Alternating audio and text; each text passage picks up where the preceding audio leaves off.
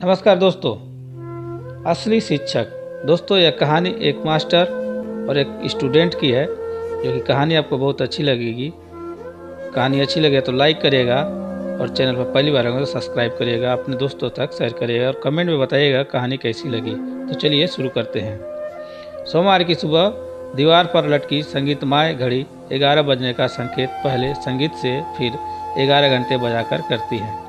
रवि के घर में उसके स्कूल जाने की तैयारियां अब जोर पकड़ने लगती है। वैसे तो रोज़ इस समय तक सारी तैयारियां हो जाती है, पर आज रवि 2 दिन से स्कूल जा रहा है, 2 दिन बाद जा रहा है। इस कारण तैयारियों का कार्यक्रम तनिक देरी से चल रहा है। रवि सुबह जल्दी 6 बजे उठ गया था और दूसन जाकर भी आ गया, लेकिन वहाँ से वापस आकर अखबार पढ़ते पढ़ते उसे नींद आ गई।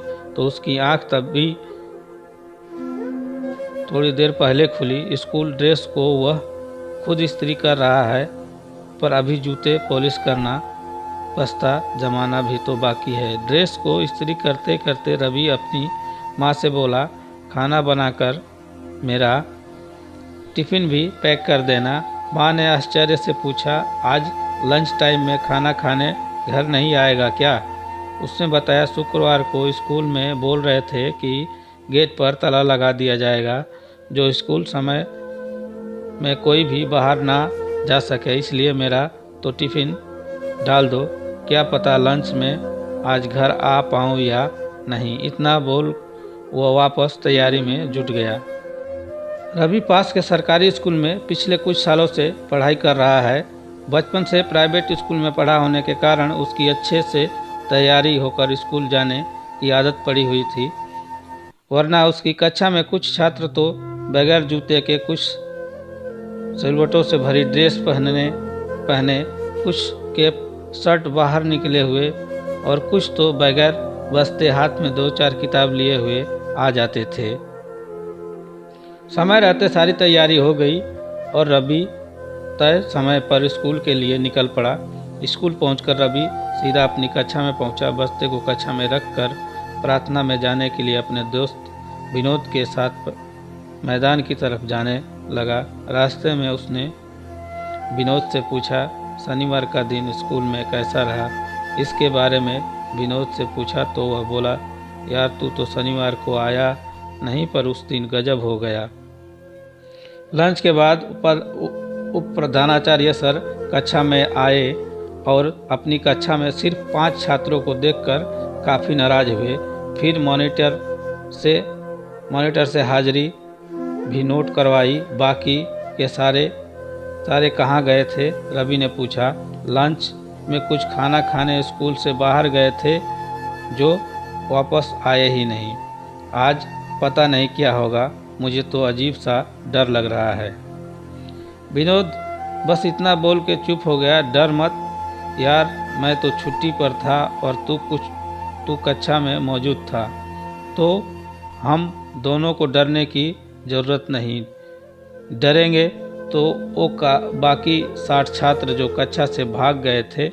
तभी विनोद को यह सब बोल हिम्मत बढ़ा ही रहा था कि प्रार्थना सभा स्थल आ गया और वो दोनों लाइन में खड़े हो गए। प्रार्थना सभा अपने निर्धारित समय पर चालू हो गई और जैसे ही खत्म हुई, मंच पर से प्रधानाचार्य की आवाज़ माइक में गूंजी, कक्षा 12वीं के छात्रों में से जिनका मैं नाम ले रहा हूं, उनको छोड़कर बाकी के सारे छात्र उधर अलग लाइन बनाए।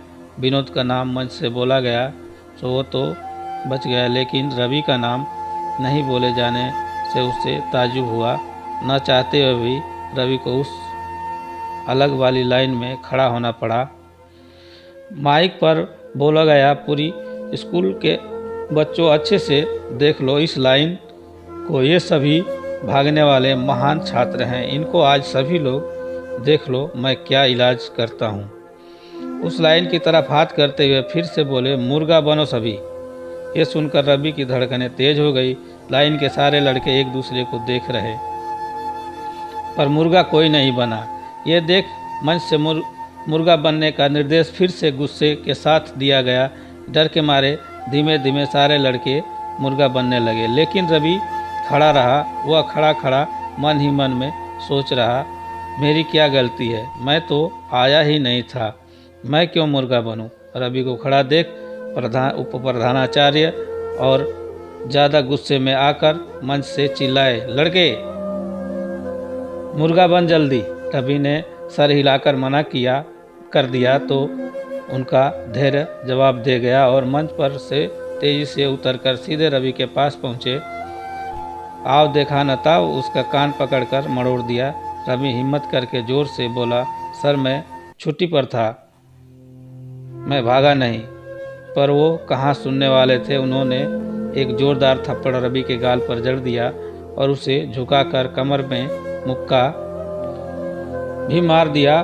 प्रार्थना में खड़े सभी लोगों का ध्यान उन दोनों पर गया।